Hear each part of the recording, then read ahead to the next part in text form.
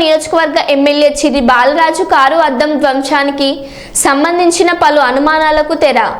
తన ఇంటి వద్ద కారు అద్దానికి కర్ర తగలగా అది కాస్త రహదారిపై వెళ్తుండగా ఊడిపడిన కారు అద్దం.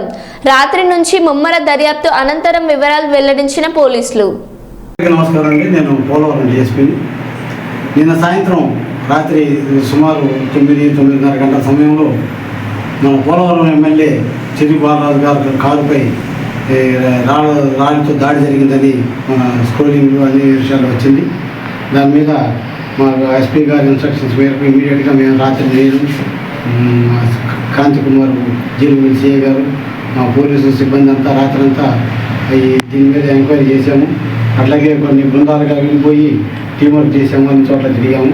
తర్వాత మార్నింగ్ దాకా అన్ని చెక్ పోస్టులన్నీ కూడా వెతికి అన్ని చోట్ల చేసాము. ఇక్కడ దీనికి ఎక్కడ ఎటువంటి పరిస్థితులు వచ్చేదని తీరా చూసుకుంటే నిన్న సాయంత్రం ఎమ్మెల్యే గారి ఇంటి దగ్గర కారు షెడ్డు నిర్మాణం జరుగుతుందని, ఆ కారు షెడ్డు నిర్మాణం జరుగుతున్నప్పుడు ఈ కారు మీద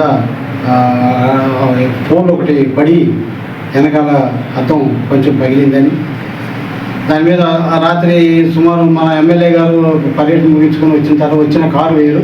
ఆ కారు పార్కింగ్ చేసి ఎమ్మెల్యే గారు ఇంట్లోకి వెళ్ళారు. ఇంట్లోకి వెళ్ళిన తర్వాత 9 టైంలో వాళ్ళ పిఏ ఒక ఆయన డ్రైవరు ఈ పగిలిన కారు తీసుకొని చూసుకోలేకుండా బయటకు వచ్చారు రోడ్డు మీదకి. ఆ టర్నింగ్ దగ్గర బర్రెంకలపాడు నుంచి మెయిన్ రోడ్లోకి వచ్చే టర్నింగ్ దగ్గరికి వచ్చినప్పుడు ఆ స్పీడ్ బ్రేకర్ శబ్దానికి పగిలిన అద్దాలు మొత్తం ఒకసారిగా దబావన సౌండ్ వచ్చి కారులో పడిపోయింది. ఆ కారులో ఉన్న వాళ్ళు భయపడి వెనక రాయి దాడి జరిగినట్టుగా సమాచారం ఇవ్వడం జరిగింది. అక్కడ కారు పగిలినట్టు కానీ వాళ్ళకి తెలియదు. ఇక్కడికి వచ్చిన తర్వాత ఎలా పగిలిందో వీళ్ళకి తెలియక ఈ కన్ఫ్యూజన్ వల్ల కొంచెం సమాచారంలో ఇట్లా జరిగింది. అంతేగాని ఎమ్మెల్యే గారి మీద కారు మీద దాడి అగంతకులు కానీ ఎవరు కానీ దాడి జరిగిన సంఘటనలు లేవు.